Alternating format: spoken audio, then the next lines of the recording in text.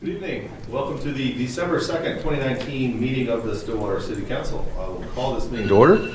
It's time. I'll call this meeting to order, and tonight we have with us the Junior Girl Scout Troop 7069 from here in Stillwater. They're going to help lead us in the Pledge of Allegiance.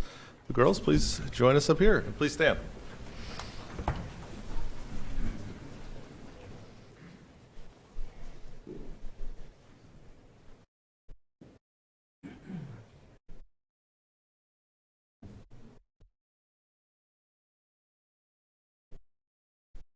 In the Pledge of Allegiance.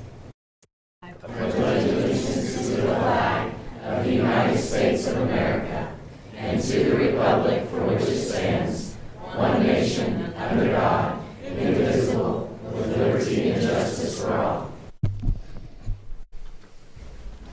Thank you all. We haven't had a Girl Scout troop here before, so I'm going to come down and take a picture. At least not since I've been here. You guys know? I don't think we have. This is the first, yeah. Thank you guys for being here. What grade are you all in? All of you are in fifth grade? Can we, I assume one of you out there will be sure. Ready to bunch up? Let's put it that way.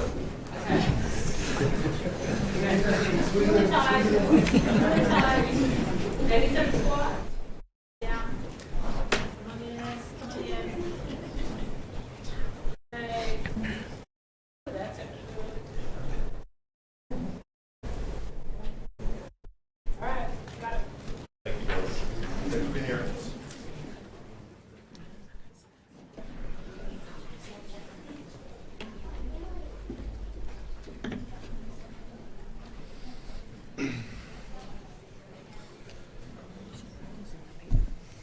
We should.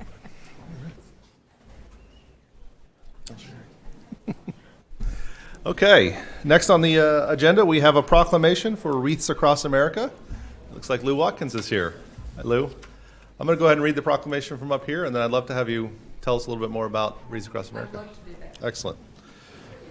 Whereas the Wreaths Across America project supports an annual December tradition of donating, transporting, and placing Maine balsam fir remembrance wreaths on the graves of fallen American soldiers. And whereas this tradition started 25 years ago with the placement of 5,000 wreaths on the graves of fallen soldiers buried at Arlington National Cemetery. And whereas Wreaths Across America has placed nearly 4 million wreaths on the graves of fallen soldiers buried at Arlington and at cemeteries in all 50 states.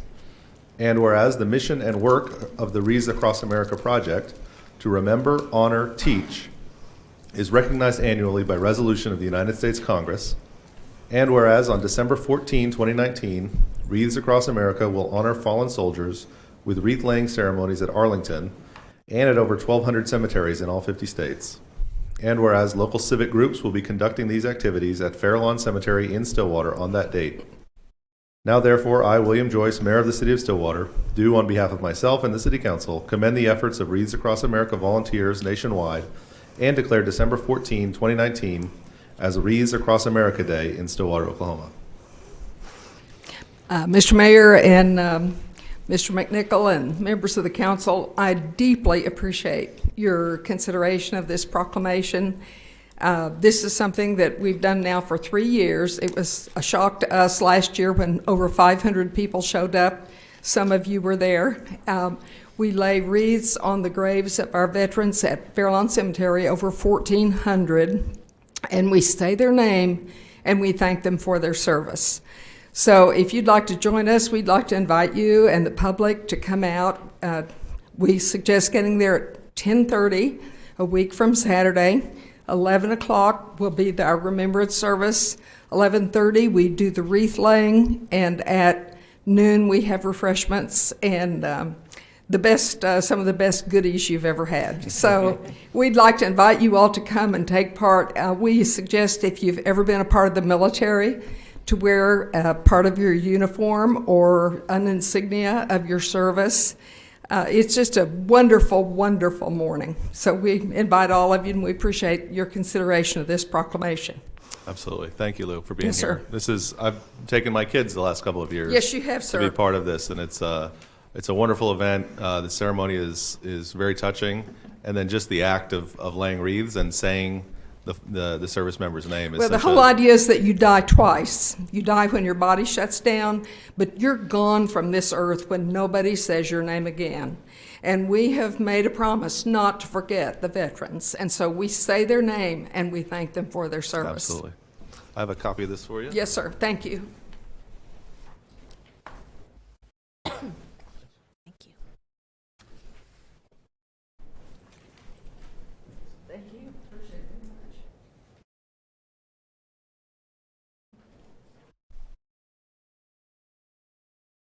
Appreciate it. Appreciate your service. Yeah, thank you. Thanks to all of you.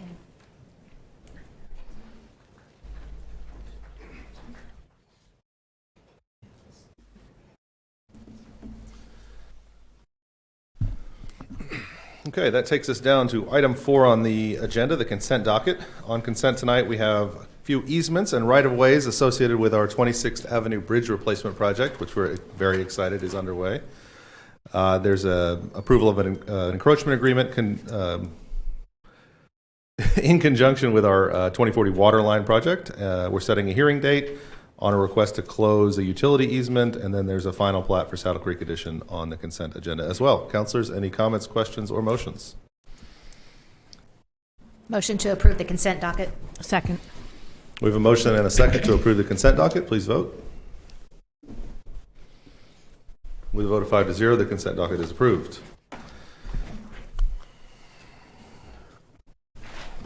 Item 5 is public comment on items not scheduled for public hearing. I don't have anyone sign up for those items.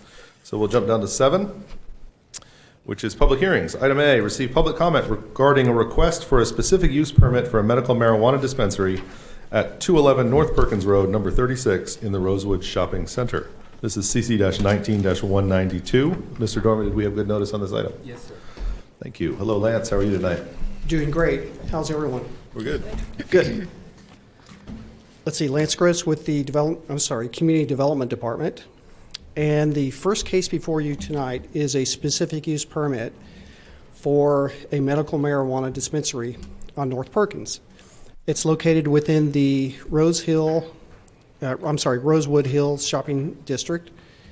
And the orange boundary over on the right-hand side, the upper right-hand side, is the unit where it's being requested. This is a street view looking straight to the north. And it's the unit, I guess, where the, what's it? I think it's Stitches and Things and Sewing used to be located. So, and I'd like to call up Kelly Harris and have her give the presentation for the applicant. Thanks, Lance. Good evening, Kelly Harris with Keystone Engineering, located at 923 South Lowry, here representing the owner tonight. Lance pretty well covered all the highlights, but I can answer any questions if you have them. Thanks, Kelly. Councilors, any questions for Kelly? No, thank you. Thanks. Appreciate you being here. At this time, I will open public hearing. We don't have anyone scheduled to speak, so I'll close the public hearing, and I'll ask Lance to let us know what the Planning Commission recommends on this item. Yes, the Planning Commission made a recommendation of 4-0 for approval. Thank you, Lance. Yes. Councilors, any further questions or motions on this item? No. Motion to accept the Planning Commission recommendation and approve the final plat. Nope, this is the wrong one, isn't it? Sorry. Motion to approve the Planning Commission recommendation and the specific use permit for medical marijuana dispensary at 211 North Perkins Road, number 36, in the Rosewood Shopping Center. Second. We have a motion and a second to approve this specific use permit. Please vote. With a vote of 3-2, with Vice Mayor Darlington and Councilor Wedlake voting against, that item is approved. Okay, I've got too much paper now. Here we go.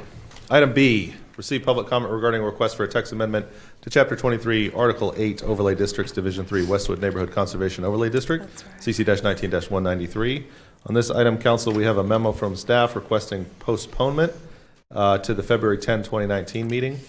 to allow staff to address some additional concerns on this item. Is there a motion to postpone it to that date? I'm going to say 2020. I'm sorry, February 10, 2020, yes. So The moved. memo says 2019, Yeah. but we're going to say 2020. Sounds good. Motion. Second. We have a motion and a second to postpone this item to February 10, 2020. Please vote. With a vote of 5-0, that postponement is approved. Item 7C, receive public comment regarding a request for a map amendment to rezone property at 906 East Swim Avenue from RT Residential 2-family to RSS Small Lot Single Family Residential, CC-19-191. Mr. Dormer, did we have good notice on this item? Yes, sir. Mr. Gross? Yes. Let's see, this map amendment before you tonight is to rezone the property from RT Residential 2-family to RSS Residential Small Lot Single Family. The map here, it's a bird's eye view looking to the northwest. The subject site is a long, narrow tract. It's just to the south of East Lakeview Road, and it is east of North Perkins Road. The developer basically wants to put 12 residential lots on one outlot. And the outlot is the detention pond, which is right here. This is looking to the northeast. Swim Avenue is on the right, and the detention pond is right in front of you.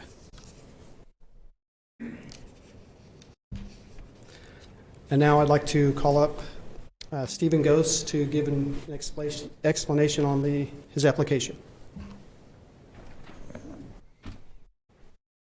Good evening, Mayor and Councilors. Stephen Gose with Gose & Associates, 113 East 8th Avenue. Here on behalf of the applicant, as the report states and Lance said, we're requesting a map amendment to zone from RT to RSS to allow, RT allows construction of small lot single family, but there's a area requirement that's a little bigger than what these lots are sized.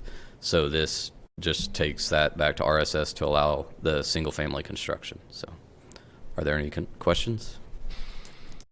I couldn't quite see, Stephen, where the driveways are. The driveways will all be on Swim Avenue. There will be no access to Lakeview from the new houses.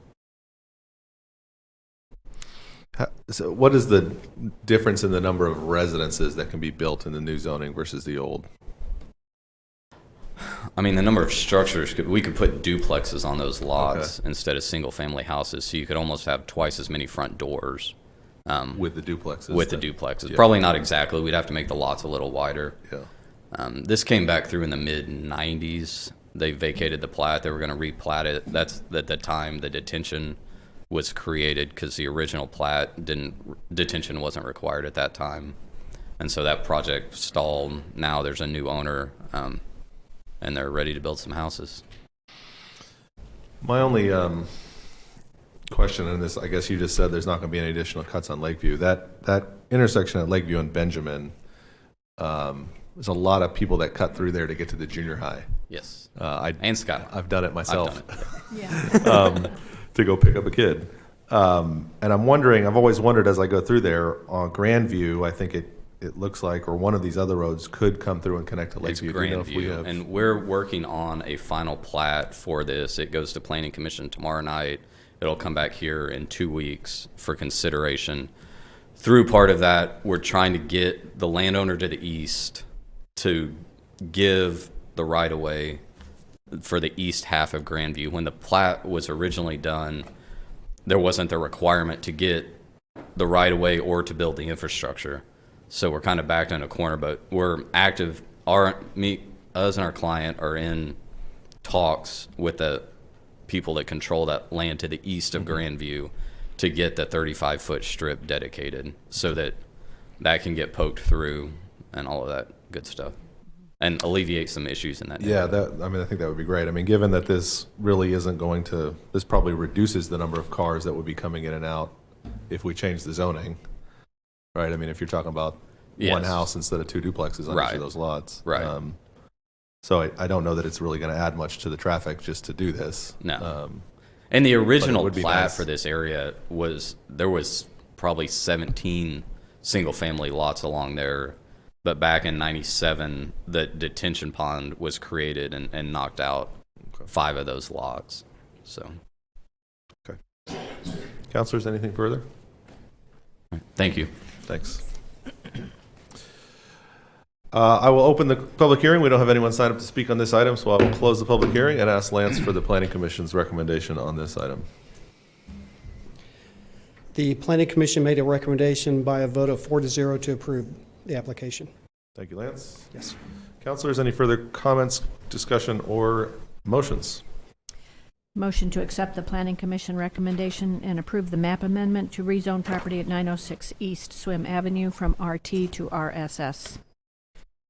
Second. We have a motion and a second to approve this item. Please vote. Sorry.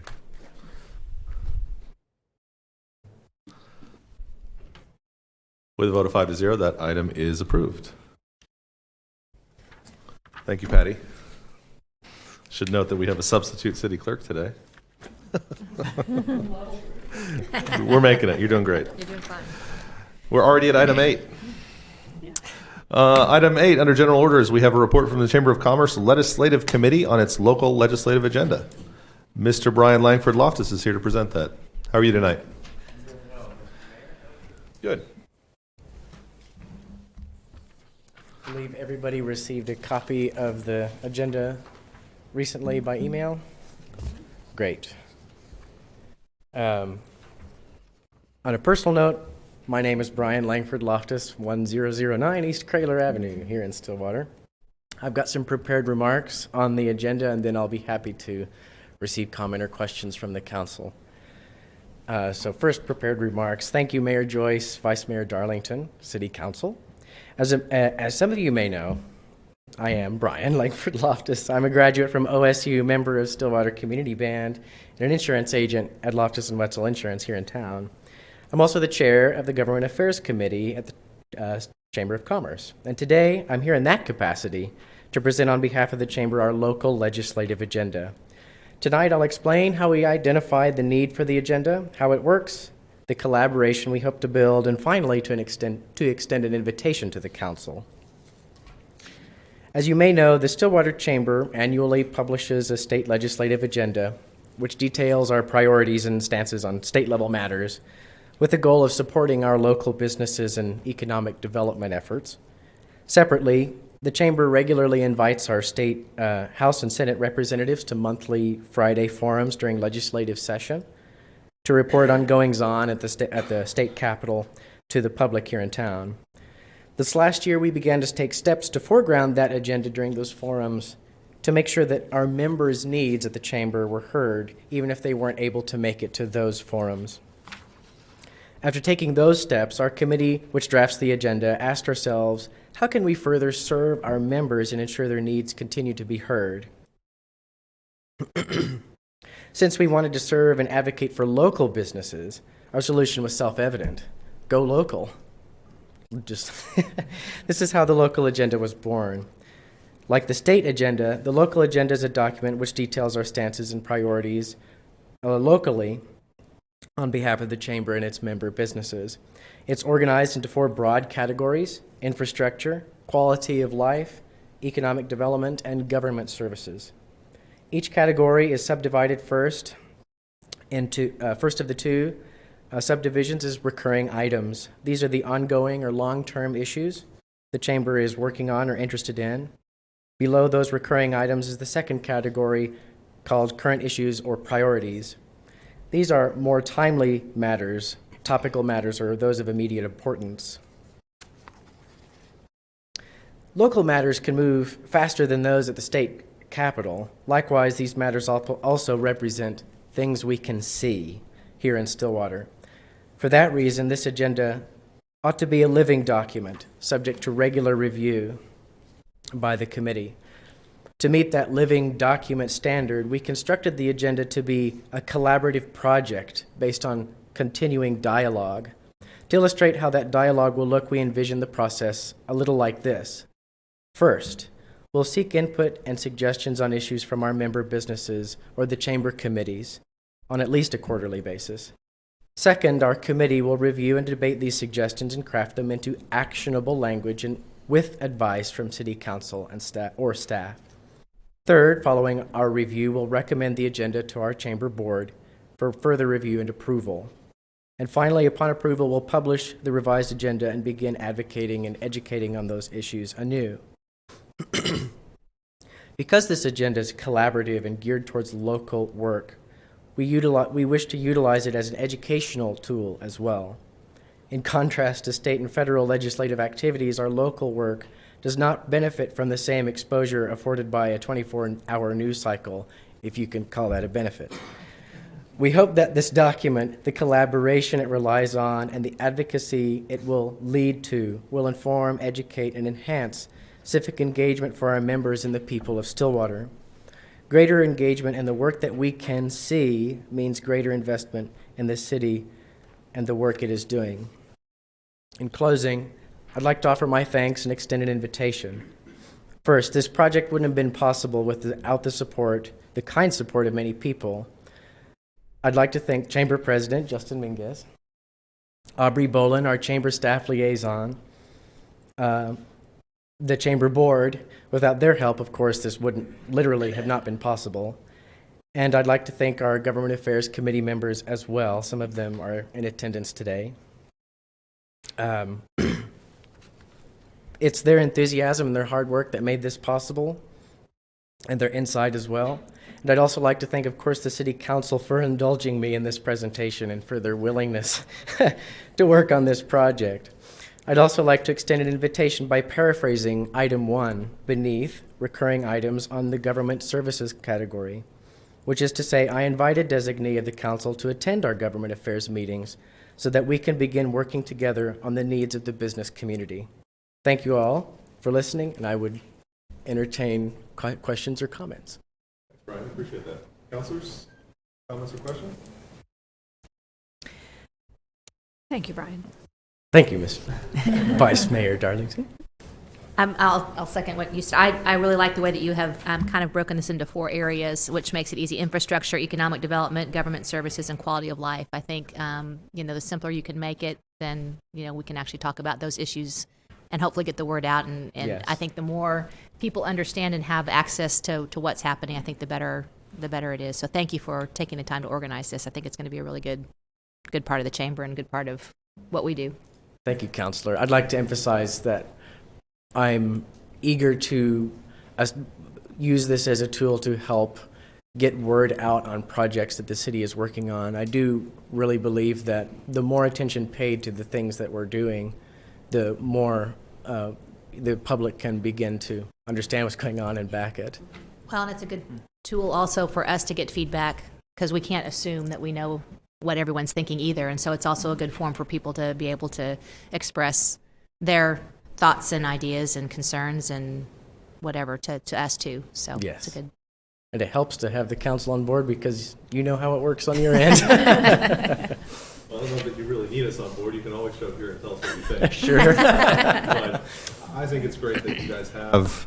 I think it's great that you have sort of brought this local focus to what your committee's doing as well. And because a lot of the local chamber council sort of discussion just happens naturally, right? And that's a good thing. I mean, we're going to have regular conversations, but it's also good to have sort of trackable, measurable sorts of goals and things that you're asking us to do, so that we can either come back and say, well, we didn't get that done, or we're not willing, or whatever it is. Sure.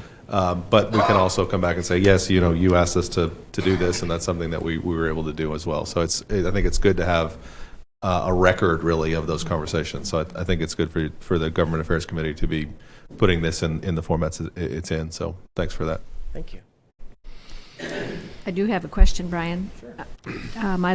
I also like how you've broken it down into recurring and current issues and priorities. Is there an overarching vision for how these fit together? That is something that we do discuss frequently in our meetings. I wouldn't say that we've committed to a particular vision yet, but it is something we discuss frequently and hope to work with the council to produce, which would be not necessarily a vision with with precision, but kind of a common goal for our city, a common feeling we wish to have as we live here, and things like that. So we do discuss it frequently, and are eager for input and collaboration on how to make something like that possible. It would be really helpful, although I know this is hard, to see almost a top 3 list or something that kind of gives us, I think we all know, as you all do, I'm sure, in what you do, the more things we try to focus on, the worse we are at all of them. And having, some ability to say, okay, we know from a chamber perspective, they feel like this issue is the really the biggest pressing issue that their membership needs to see from the city, and helping us focus down, right? Because if from our standpoint, I think sometimes we there's a lot of different things that we could be focusing on, and it would be helpful for you all to help give us some clarity on what you feel from a chamber perspective is the most important, and that I think is where one of the places this could be really helpful. Agreed. Anything further, councilors? Thanks for being here, Brian. Thank you. Thanks to everybody on your committee and at the chamber for putting this together. Thank you. Okay, that takes us to item 9, resolutions. We have resolution CC-2019-26, a resolution concerning the City of Stillwater's bridge inspection responsibility pursuant to national bridge inspection standards and notification to the Oklahoma Department of Transportation of bridge inspection consultant selection for bridge inspection contracts commencing April 1st, 2020 through March 31st, 2022.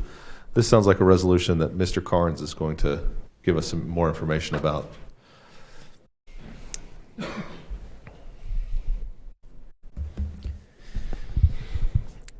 Good evening. Monty Carnes, Director of City Engineering. Federal Highway Works Administration requires that every bridge in the country be inspected at least once every 2 years. And if the bridge isn't in good shape, it gets inspected a little more often than that. They delegate that to the Department of Transportation of the individual states to make sure that that happens. The bridges are divided into on-system and off-system. On-system is obviously on the state highways. Off-system are city and counties. Excuse me. ODOT gives us the option of selecting engineers from an approved list that they give us, or we can defer to them for them to pick someone. We think it's a good idea for us to have a chance for an input into that. Turns out several of those people on the list are already on our short list to provide bridge design work. And so we did phone interviews with 3 of the firms. Guy Engineering did the work last time. We were very pleased with the work they had performed, and have chosen them to be recommended. Nice thing about this is there's no cost to the city. This is all state and federal funds, and we're just allowed the opportunity to tell them who we think would do the best work, and that's our recommendation to you. So this resolution would choose Guy Engineering out of Tulsa to be the engineer responsible for city bridge inspections here. That's correct. Thank you, Monty. Councilors, any questions? Nope. Is there a motion? Yes, there is a motion to select option 1, ODOT's pre-qualified engineering firm, Guy Engineering, for Stillwater bridge inspection responsibility. Second. So we have a motion and a second to adopt resolution CC-2019-26. Please vote. With a vote of 5-0, that resolution is adopted. Item 10, ordinances. On first read, we have ordinance 3445, an ordinance amending Chapter 23 Land Development Code, Article 8. This is on our item that we postponed. So we're going to just skip that ordinance and not read it tonight. Or do you want us to read it? No, sir. No, We we're not need to gonna wait read it. until the hearing. Okay, never mind. We're not going to read that ordinance. Item 11, reports from officers and boards. Mr. Dorman. Nothing to report tonight, sir. Thank you, sir. Norman? Yes, sir. think I'm on. We got a really nice posted shout out to city workers on Facebook. She mentioned that the newly repainted road lines look amazing and make the city look even better. And if the weather will cooperate, that project will continue. Excellent. I don't know if you've driven in different areas where the lane lines and curb markings have been repainted, but they do look good. Yes, and I as I was driving down 12th, I think that has been repainted or partially repainted. I was remembering one of Monty's presentations where he talked to us about how much it costs to go through and paint all the stripes. There's like hundreds and hundreds of miles of stripes that we have to keep painted in the city, right? So we appreciate that work. Councilor Zanotti. Well, smoked meat and the Stillwater city government. What do these two things have in common? Mayor Will Joyce. Tune in for episode 35 of FYI Stillwater to hear Mayor Joyce discuss his path to mayor and other tidbits about city government. You can find the city's podcast on Spotify or Apple Podcasts, as well as online at stillwater.org. I think the only reason smoked meats came up in that is because it was my answer to one of my worst purchases I've ever made. And it was a cold smoker that I think I used once. Yeah. But I wish I would have used it more. Well, I did look at this twice to say, am I really reading It this? was great. The podcast. Lesson learned, you just buy the meat directly. Yes, and it's a good smoke call. it yourself. The podcast is great. I really enjoyed recording that one, and there's so many great topics on that podcast for people to get online and get and listen. So, Yep. Vice Mayor. This week is your week to file for city council elections. If you're interested in running, you can file at the Payne County Election Board through Wednesday at 5 p.m. Spring municipal general election is February 11th, 2020. If necessary, runoff election will be April 7th, 2020. Thank you, Vice Mayor. Speaking of, Councilor Yes. Wedlake. So if you have any ideas for next year's budget, see if you can balance them with the city's budget using our online tool called Balancing Act. You can find the link at stillwater.org under Civic Engagement. And the good thing about Balancing Act is not only can you go online and work the budget around the way that you see fit, but you can also publish that budget to city staff, and we can look over it. So it's not just something to do for fun. This can actually be a tool that we will see, and there may be some really good ideas out there that we haven't thought of. Yeah, in fact, absolutely. I almost guarantee it. So I like that the reports we got on this last time around, showed especially like where people cut, like which areas they feel like we have the most room to cut out of, and then what they added to the most. And so just those major priorities is a really helpful helpful information. Good data to have. Councilor Jaloski. Yes, if you're looking for a flexible part-time job that pays $14 to $18 per hour, the United States Census Bureau is calling on you. Apply to be a census taker and help your community while being paid. Find details and apply online at 2020census.gov/jobs. Thank you very much. And I will just remind you all that the holidays in Stillwater are upon us. Some events include Merry Main Street, which started this last weekend. It was fantastic. I got a beautiful Christmas tree down there. Breakfast of Santa is coming up. This Thursday night is the Christmas Parade of Lights downtown, which will be fun. I saw today that the state championship bound Stillwater High School football team will be riding in the parade. So you should go cheer them on before their game on Friday night. You can go to stillwater.org/news to see a full list of events. Last night we lit a tree downtown, and there's also, if you haven't seen, on top of the Pro Value Net building, they lit up their tower, and the lights are synchronized with music. You can tune in. They've actually got the music playing outside, or you can also tune in your car. And the lights kind of, we in my family call them dancing lights. That's just what they've always been called with our kids. But you can go listen to music and see the lights dance. And I have to give a shout out to all the downtown merchants who decorated their windows this year. If you guys want something fun to do for a family, grab a gelato and a coffee and just walk downtown streets at night. The windows look amazing, and then you can stop and listen to the music and see the Christmas tree on top of Pro Value. It's a neat experience. Yep. Lots of great stuff. Okay. That takes us to adjournment. Is there a motion? Motion to adjourn. Second. We have a motion and a second to adjourn the city council meeting. Please vote.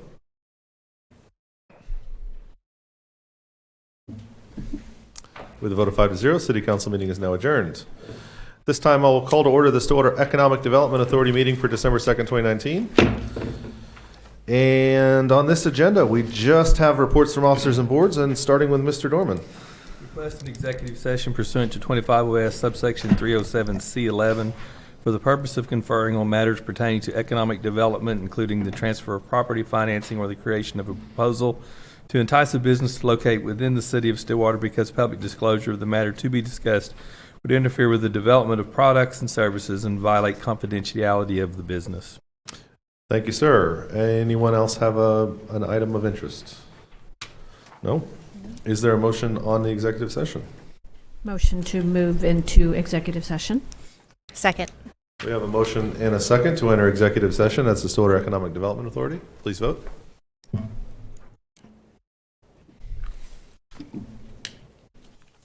With a vote of 5-0, we will now enter executive session.